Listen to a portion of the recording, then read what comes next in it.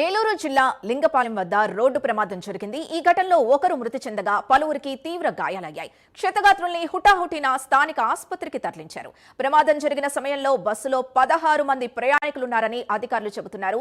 ధర్మాజీగూడెం నుంచి హైదరాబాద్ వెళుతున్న Bharati travels bus Jubilee Nagar మలుపు వద్ద అదుపు తప్పి బోల్తా కొట్టింది. ఈ విషయం తెలిసిన వెంటనే చింతలపూడి ఎమ్మెల్యే రోషన్ కుమార్ స్పాట్ కి చేరుకుని సహాయక చర్యల్లో పాల్గొన్నారు.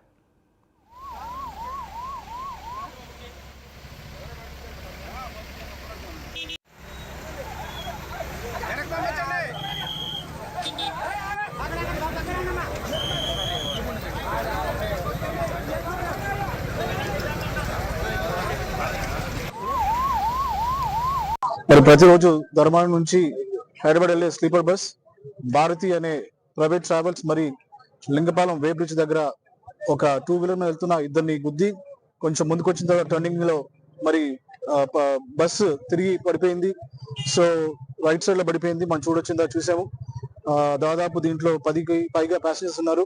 ఒక డ్రైవర్ ఉన్నాడు. సో డ్రైవర్ జరిగిన వెంటనే మరి అతను పారిపోయడం తెలుస్తా ఉంది. మిగతా వాళ్ళు హాస్పిటల్లో ఉన్నారు. అందరూ కూడా మైనర్ ఇంజరీస్ అయినాయి. ఎవరు కూడా మేజర్ ఇంజరీస్ అవ్వలేదు.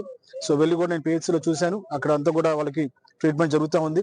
ఏదైనా అవసరం ఉంటే డెఫినెట్ గా వాళ్ళని ఏలూరు హాస్పిటల్ పంపిస్తానని నేను తెలియజేస్తున్నాను. అన్ఫార్చునేట్లీ బస్ కింద ఒక బాడీ మరి అక్కడ ఉండిపోవడం జరిగింది.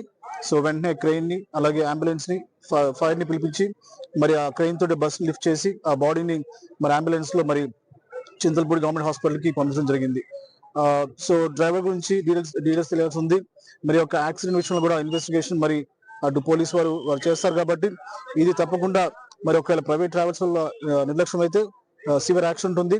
మరి చనిపోయిన ఎవరైతే ఉన్నారో వాళ్ళకి వాళ్ళ ఫ్యామిలీకి అందరూ కూడా నా యొక్క మరి కండోలెన్స్ చెప్తున్నాను.